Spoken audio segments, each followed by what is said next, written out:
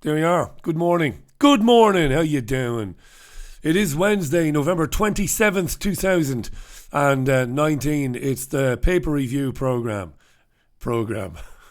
Does it even deserve to be labelled a programme, this crap?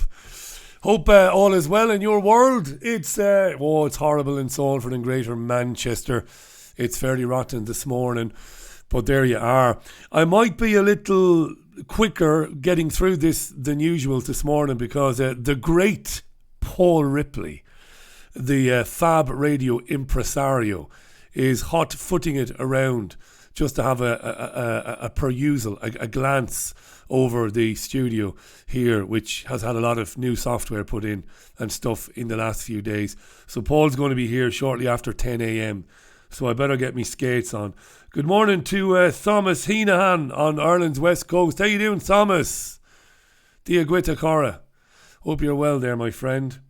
And to everybody else on the live chat, thanks for live chatting. Let's do it then. Let's do it. Let's look at the papers. Well, the Telegraph newspaper, front page.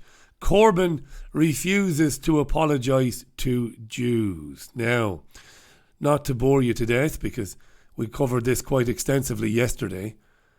Ephraim Mervis, the UK's chief rabbi, wrote a scathing opinion piece in the Times newspaper yesterday saying that Jeremy Corbyn was basically a liar, that he hadn't attempted to deal with anti-Semitism, but also that he wasn't fit, therefore, to be the next Prime Minister.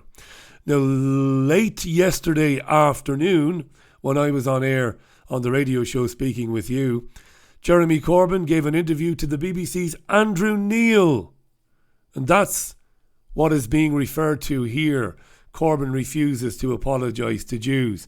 In the interview with Andrew Neil, he was asked repeatedly, would he apologise? And he wouldn't. There you are. There was a little bit... I'll tell you what I'll do. I've got about 3 minutes of that conversation between Corbyn and Andrew Neil. Do you want to hear it? Actually, before we do that, I'm as organised as a room full of baby Labrador puppies. I'm not very organised this morning. Here's the Telegraph story inside. Have I got it? Yeah. Andrew Neil interviewed Jeremy Corbyn on anti-Semitism and utterly dismantled him, according to the Telegraph, which is supporting the Conservative Party, of course. Boris Johnson continues to write pieces for the Telegraph.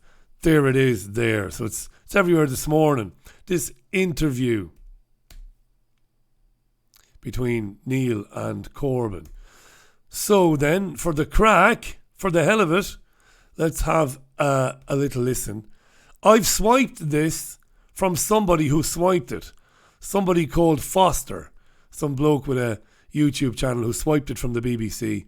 The reason I'm using his is because he chopped it down to this very brief 3-minute piece where they are talking about anti-Semitic tropes, Andrew Neil and Jeremy Corbyn. But you're speaking in generalities. Let's get to some specifics. You said in the ITV debate that anyone who has committed any anti-Semitic act in the Labour Party, they've been suspended or expelled, and you've investigated, your words, every single case. The chief rabbi has called that a mendacious fiction. And he's right, isn't he? No, he's not right. Really? Because he would have to produce the evidence to say that's mendacious. Well, let's look for some. Let me ask you this. Is it anti-Semitic to say Rothschild Zionists run Israel and world governments?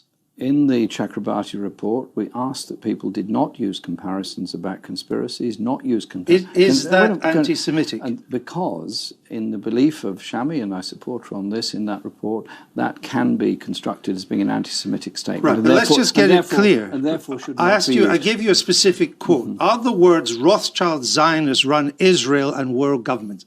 Is that anti-Semitic? It should not be used, and it is.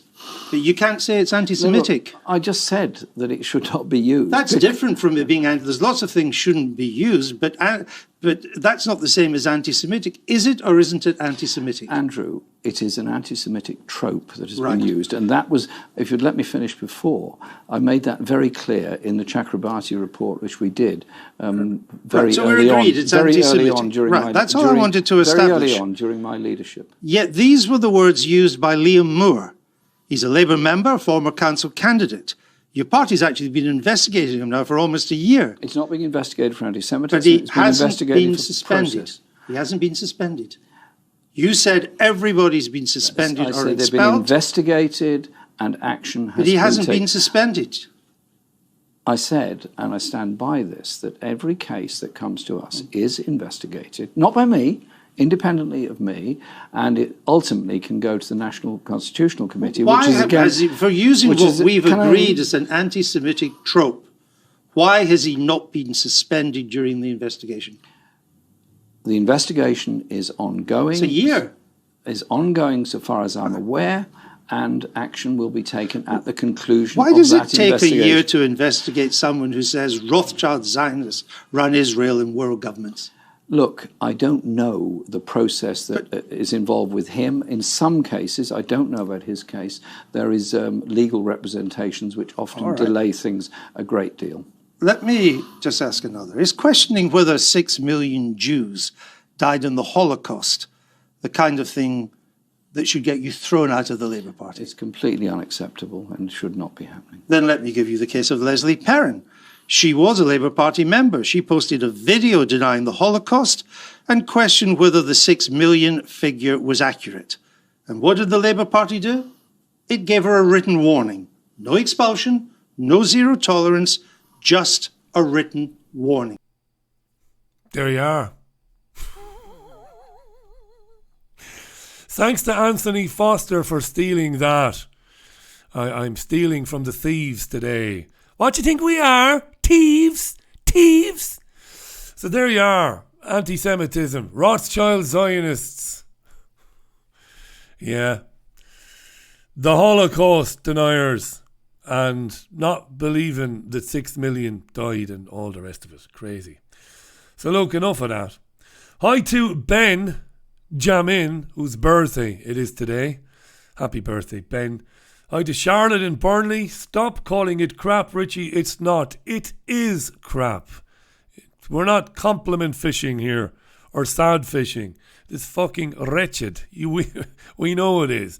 There isn't a worse live stream. I'll jealously defend my right to have the worst live stream in YouTube history. This is utter garbage. I can't even be fucking arsed getting a little light to put over there to brighten things up. I can't even be arsed to get a backdrop there. Simple stuff. This is garbage.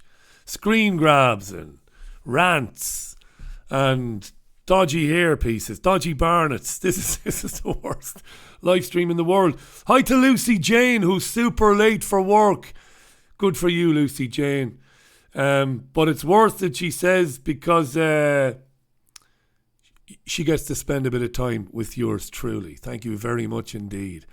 It'll be fun next year when we get to speak face to face, because I'm bringing the YouTube live stream to to theatres next year. That's the plan. Anyway, yes, I am. We'll talk about that another time. Right, so we did the Telegraph then. Corbyn looked very, very bad. I mean, for all the money these parties have, could nobody sit down with Jeremy Corbyn and say, Jeremy, you know what, mate? It doesn't really matter if everything you say about everything is right. It doesn't matter. You can't help but come across as a intellectually superior, snobbish, smug, arrogant bastard. That's how you look and sound, Jeremy. You sound like we are something you would rather scrape from your shoe. You're dreadful, man. You're about the worst public speaker and the worst interviewee there has ever been. Surely that could be addressed by Momentum and the Corbynistas and the other devotees of Catweasel. You know, he's shit, isn't he? He comes across as somebody who believes he's morally superior to everybody else. All of this disdainful sniffing. Shut up, you prick. Behave yourself. Hi to Liam Jaffrey. Thanks, Liam. Liam appreciates the radio shows, and I appreciate you, Liam, mate. Thanks very much for that. If you didn't watch them, well, I wouldn't be doing them, or listen to them, I wouldn't be doing them. Thanks very much, my friend.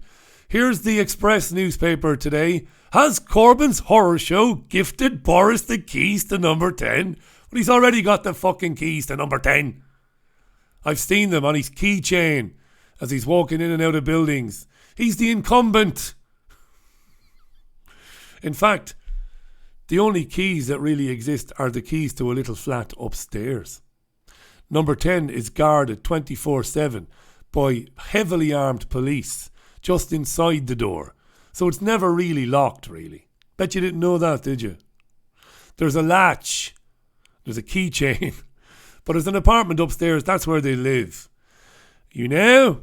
That's the Express then.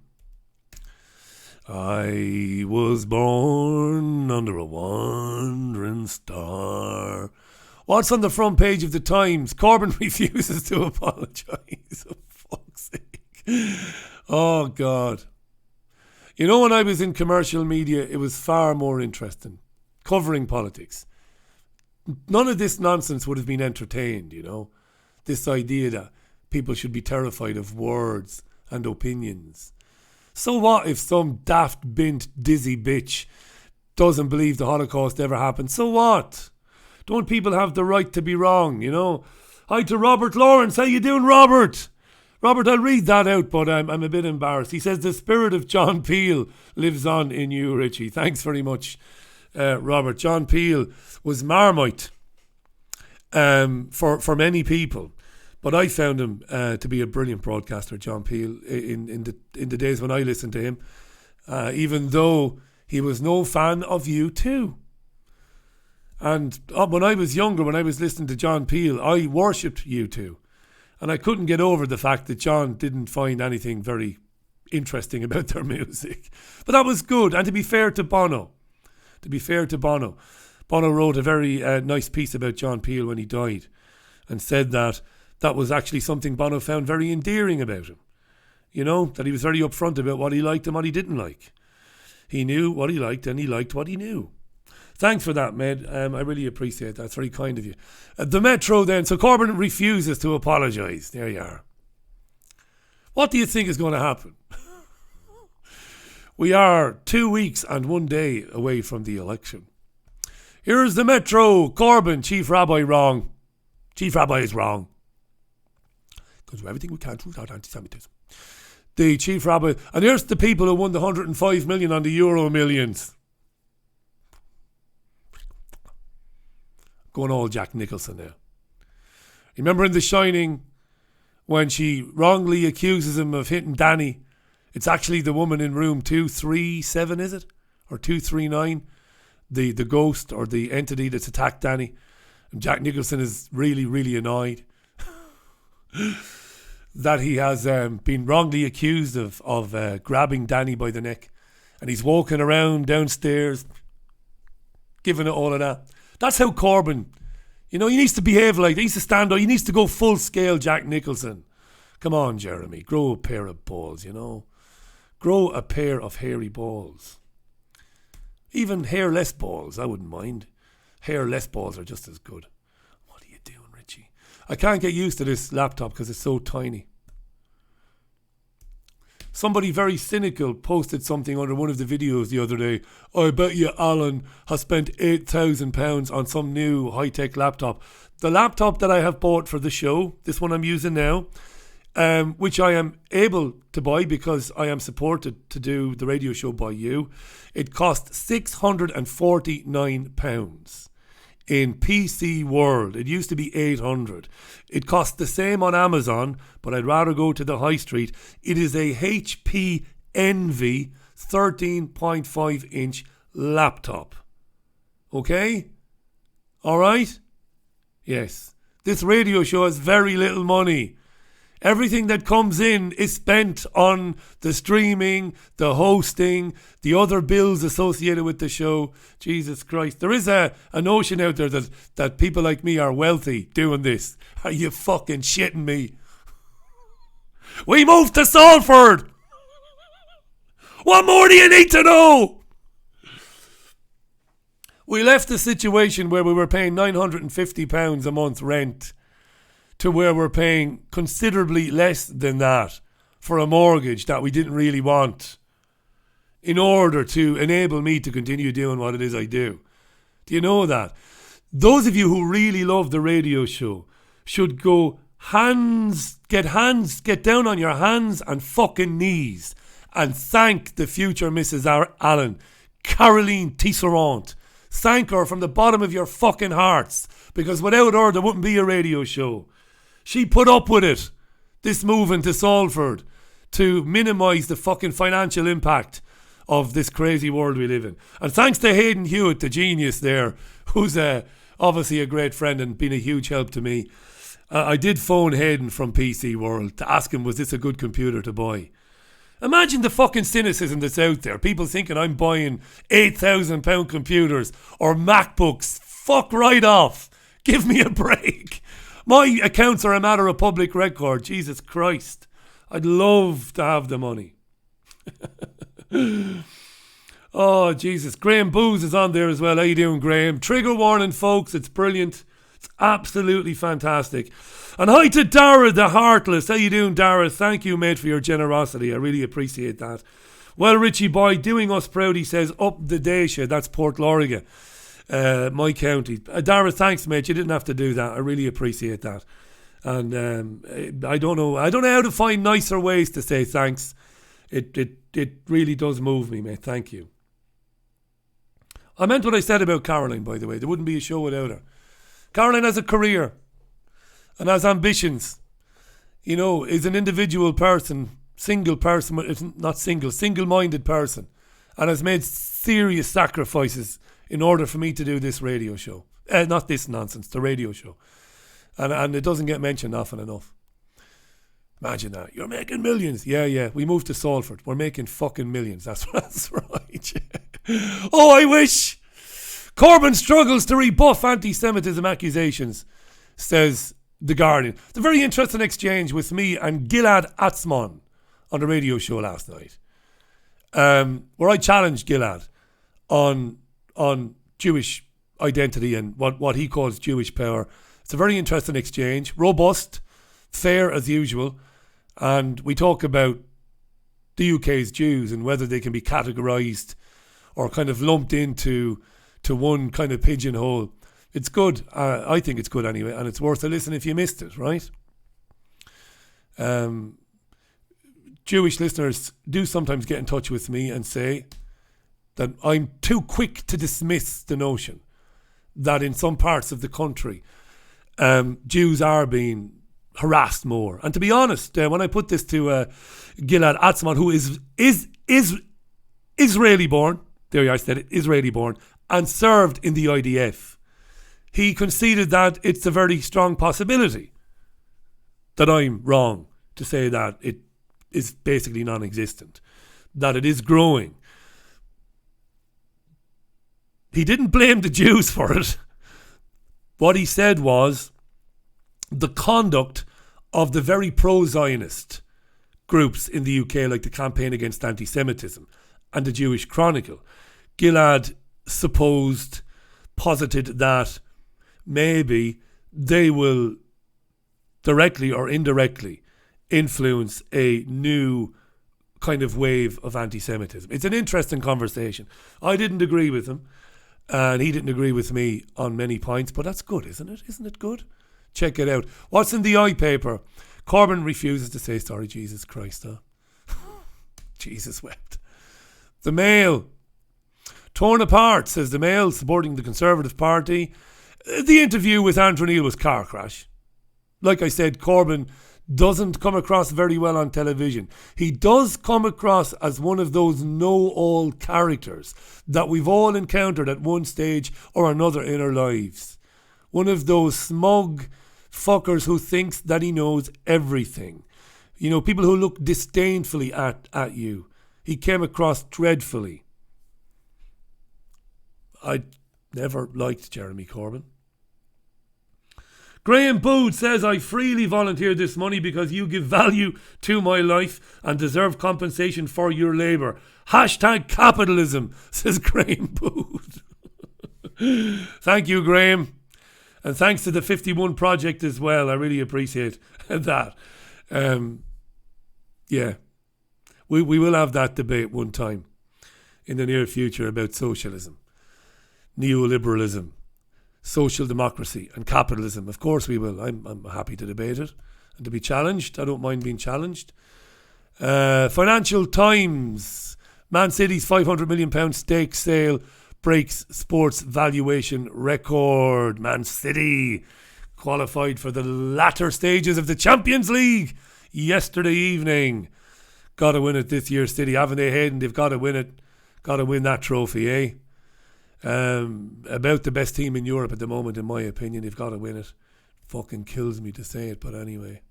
I'd rather City than Liverpool. Tory ministers trade talks with US drug firm Boss is the front page headline of the Mirror, which is supporting the Labour Party. This is all about whether or not the NHS will be up for grabs in a post-Brexit trade deal. The Daily Mirror suggests it will be, and it suggests it has evidence. Of course it will be. Of course. The Star then. £105 million lotto win nearly killed me. I suppose it would do. If you're checking the numbers. Imagine that situation. You're checking the numbers. It must be utterly surreal that. You know. You've got the ticket. You've been out and about having a few pints down the boozer. You come home Saturday night and you think, right, let's check the numbers before we go to bed. Fucking hell. There you are. When he realised that he had the numbers, do you think he jumped around, or you think his first instinct was to hope that nobody else had the numbers? Because I'd be an utterly greedy bastard, me. We have the numbers, love. Let's hope nobody else does. Because £52.5 million, who could live on that, you know? Jesus. Anyway, good luck to the chap. Apparently he's planning on giving lots of it to charities that he values. And I admire him for it. While he's giving charities plenty of the money, he's apparently telling his nearly grown sons, fuck off and earn a living. You fucker, Dad. Yeah. He can at least buy him a house, right? That's what I would do anyway. The Sun. Worth a few Bob the Builder, because the chap was a builder. I doubt he'll ever get on a scaffolding again as long as he lives. Yeah. Good for him. The Guardian. I'll trigger my friend Hayden Hewitt. Of course I won't trigger Hayden. You can't trigger Hayden. He does the triggering. I'm the one who does the triggering around here, I don't mind telling you. That's what he says in that accent. I'll trigger Hayden. I'm the one who does the triggering around here, don't mind telling you no. Be Jesus. Matt Hancock wants to mandate vaccines. He's announced this. Today, he's going to announce text message reminders from doctors to parents to tell them, get your children in here for their jobs. Hi to Richard Murray and to Daryl Dothero. Thanks, future Mrs. Allen, says Daryl. Thanks, mate. Really appreciate that. As far as Hayden goes, Hayden doesn't agree with me about vaccine safety and efficacy. However, as far as I understand it, Hayden doesn't believe that people should be forced to vaccinate. At least I understand that. Oh, he's just super chatted. He's just chatted there to say, I think it's about time we enforce vaccination. There you are. All right. I, of course, think that these are very dystopian times when you have parents being pressured like this into vaccinating their children. The notion, let's pretend that vaccines are above reproach. Now, I don't think they are above reproach. I also don't think that every vaccine is harmful. and that vaccines don't have a place in health management. I don't believe that. I believe that safe vaccines can have a place in health management. But I do believe that there is a problem with some vaccines. A big problem. And that's what I think, right? So there you are. I do not believe that the unvaccinated can represent a threat to the vaccinated. Now, I've had a number of qualified men and women, not conspiracy doctors, but qualified GPs. They rubbish this notion. They rubbish it. They bat it out of the park that the unvaccinated represent a threat to the vaccinated. That's horse shit. It's not true. Anyway, that's in The Guardian. The Tories will announce this morning. Text messages to urge parents to get in to their GPs. Well. What else have we got? Michael Gove, the Chancellor of the Duchy of Lancaster, no less, has been mocked for a comeback tweet sent to Angela Rayner, who's from around these parts. Angela Rayner. We can see the tweets. Rayner said, the Tory party doesn't like Stormzy because Stormzy doesn't like the Tories. It's as simple as that. At outdoor music festivals, Stormzy was wearing stab-proof vests and was screaming down the microphone, fuck Boris Johnson and fuck the Tories. Now I can find common ground with Stormzy there. Even though when Stormzy is singing, I haven't the first fucking clue what he's singing about. But then again, that's because I'm a baldy, useless, ignorant Irish bollocks of a gammon. That's why. I'm not down with the kids either. I don't know what the fuck Stormzy is talking about. When I hear Stormzy, I think Eddie Murphy and James Brown. What the fuck is he saying, right? But anyway, apparently it's good stuff, Stormzy. And the Tories have had a nibble back at Stormzy, who's endorsed the Labour Party. He's also had a go at the Tories over the Grenfell fire aftermath, the management of it. I think Stormzy's got some good points on the Grenfell Tower. I also think he's got some good points on the Tories. But the Tories are entitled to fight back, right? And say, fuck off, Stormzy. Stick to the rapping. Which is what the Tories have done. So Angela Rayner tweeted Michael Gove and said, you're useless at everything. Something like that. And Michael Gove retweeted Rayner with the line, I set trends dem man copy, whatever the fuck that means. Right? There you are. It's good this. It's good this because it's triggered lots of people. We love triggering, Hayden. We love people that get triggered. There's the tweet anyway. I set trends dem man copy. In it. I fucking hate that. That's not exclusive to Asians either. You see white kids doing that all the time. What has happened to our ability to talk, to speak? What has happened? Where are the verbose, the loquacious? To listen to people speak now, particularly people younger than you, it's dreadful, isn't it? Isn't it? I was listening to kids the other day at a Salford match, young kids. They were talking about Manchester United. He's got a buy in January in it. He's got a buy in January in it. What the fuck? I wanted to strangle the bastard. He needs to enter the transfer market in January in order to improve his chances of having a successful season. Isn't that right? He needs to buy in January in it. Fucking hell. Right, so, Gove. A number of black people have urged the resignation of Gove. They basically want Gove to fuck right off. Because that's obviously racism. And if there's one man in the UK that I'd love to interview, and I've invited him on several times and he keeps ignoring me. I know he's read the emails. I phoned him and I left a message on his answer machine at Birmingham University, but he won't get back to me. It's this fucker here. I can't stand him. Kehinde Andrews. Kehinde, there he is. There's a picture of him there. And of course, Kehinde, he's like Haley Joel Osment. He sees racism everywhere. Michael Gove must be fucking racist. Somebody tweeted that Michael Gove's quoting of Stormzy is Twitter's version of blackface.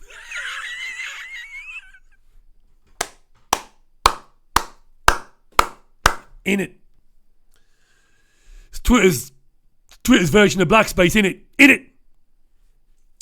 And Kehinde Andrews jumped all over this. Kehinde Andrews, black though he may well be, is the biggest fucking snowflake that has ever appeared on UK television. What a cock. There he is. Oh, race, everything is racism. He wants all the statues removed from UK universities and all that. What a cock. Let's get rid of him. I'm channeling my inner Hayden and Graham, by the way. If you want plenty of this, trigger warning on YouTube, plenty of evisceration of this sort of crap. The boys do it better than anybody. Check it out. Triggerwarning.tv. We're all going to die. Hi to Matt Crawley. Please investigate the food industry re-sugar, says Matt. Matt, thanks, mate. Drop me a couple of links on Twitter, will you? Or drop a link through the website. Yes, mate, I'm happy to talk about the food industry. Absolutely. Thanks, Matt, for supporting the programme, by the way. Yeah, so we're all going to die. And a German comic has come under fire, according to RT, for likening Greta to Hitler and Stalin. But he didn't. These are dangerous times. It's bad enough if they attempt to deplatform you for what you actually said. And people have tried to deplatform me for things I have said. But more often than not, they try to deplatform me for stuff I haven't said. Like, I have never denied the targeting of Jews in Germany, the incarceration and the murder of Jews. I've never said that never happened. I visited these places. I know it has happened. But, the Jewish Chronicle and other newspapers have said that I have done that, which is rather annoying. Beat me up for the things I have said. This guy never said that at all. He was basically in his act warning youngsters, don't become like Hitler and Stalin in the manner with which you go about your business. Don't impose your will and your ideas on people in the manner in which Greta seems to be doing it. It's an interesting article, rt.com. You can read it for free if you want to do that. What else have we got? This is an interesting one. Going to quickly rush through these, right? Because my mate Paul Ripley will be here any second. I'll say hello to him for you, Hayden and Graham. This is important, but I've brought up the wrong fucking thing again, have I? I have. This is it. This is it here. Kind of feel a bit sorry for this woman, actually. It's a strange story, this. Those of you who watch UK news a lot will know this lady. She's a very high-profile black police officer, and she's been on television quite a bit. She's been introduced around Mayor of London events over the years, and she's in danger of losing her job. Now, her name is Novelette Robin Williams, and she's been sentenced to 200 hours of community service and might lose her job. And this is because of an image of child abuse on her phone. Don't jump the gun. She's not a pervert and she's not a paedophile. What's happened is a very strange story. She was sent an image or a video via WhatsApp from her older sister, Jennifer Hodge. And Jennifer wanted the person in the video to be banged to rights because a person who was abusing a child or was responsible for abusing children was clearly identifiable in a video. So she was sent the video by her sister and said, you need to find out who this person is. We have this person bang to rights. Now, despite the fact that there was no sexual gratification taken by the police officer from the video. None. She wasn't watching the video for sexual gratification. And the fact that she was one of 17 people sent the video. She was charged with having it on her phone. Has found to be in possession of an indecent image of a child, which is an offence, and she's now fucked. And I have a big problem with that. And I mock sometimes on our programmes when racism is rolled out, when the charge of racism is rolled out all the time. But in this instance, the Metropolitan Police have discretionary powers not to pursue, and could have chosen not to pursue this woman, Novelette Robin Williams. But they chose to pursue her, despite the obvious fact that she's not a paedophile, that she's not watching images or videos of children for her own sexual gratification. They've basically fucked her in the arse, taken it as far as they can take it. She's been found guilty of having the indecent image of a child, and she's fucked.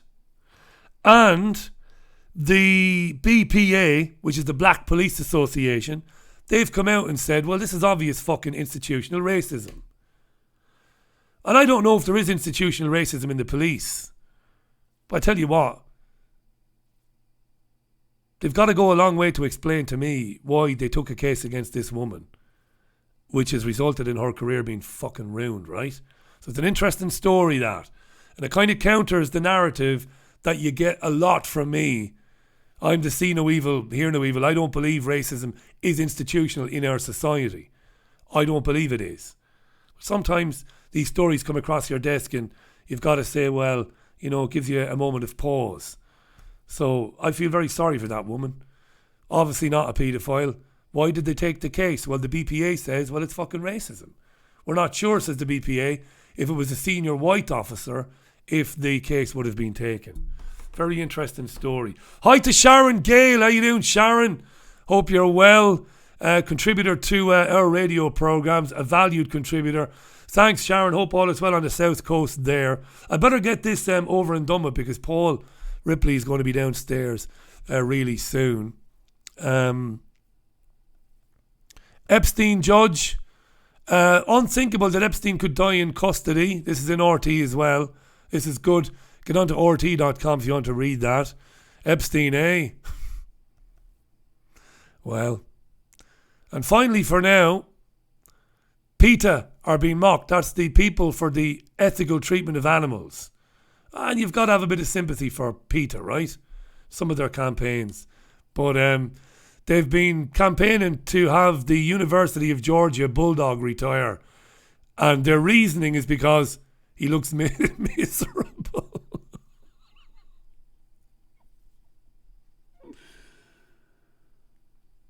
Somebody called the Sheriff S is properly fucking triggered. I've seen you tweet a few times, not tweet, but leave messages, the Sheriff S. Hi, by the way, nice to know you're here. Because she's black, says the Sheriff S, who obviously is black. Yet there's no racism, is there, Richie? I fucking said there might be. How do I know? Yet the pedo politicians walk free. Yes, we have no disagreement there. And listen, Sheriff S and every other fucking triggered ethnic minority. Where are you when I open the phone lines? You're all fucking hard as nails on your keyboards. Like this, Richie, you baldy gammon. Fucking racist. But when I open the phone lines, even though I'm the nicest radio host that's ever lived, at least on the phone-ins I am, you're nowhere to be seen.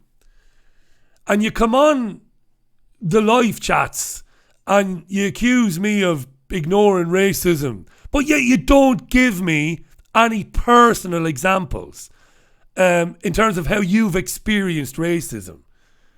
You know, give me some fucking examples. I will gladly read them out. Or come on my radio show and explain to me how you have suffered racial discrimination. And I will listen to you. All right. Fucking hell. Lovely. Now, back with you later today. At 5 o'clock, the radio show usual channels. In the meantime, lots of content on triggerwarning.tv. Lots of content on the Trigger Warning YouTube channel. They're live, Graham and Hayden, intermittently during the day. And of course, they've got a couple of major shows in the week, Tuesday evening and Thursday evening. The triggerwarning.tv is the Trigger Warning show on YouTube Thursday evenings, unmissable. Check them out if you're starved of content during the day. You'll find some interesting discussions, always. Trigger Warning. That's it for me then. I think the boy Ripley might be downstairs. I better go and let him in. Thanks for your comments. Hey, the Sheriff S, don't be triggered. Come on the show and talk to me about racism. I'll be happy to listen to you. I've never experienced any, personally, racism. Despite this white genocide that I'm told about all the time, I've never experienced it. You know, I think I've been denied jobs and opportunities because I'm an ugly bastard. I think that's the only prejudice I've ever had to endure, because I'm a big ugly bastard.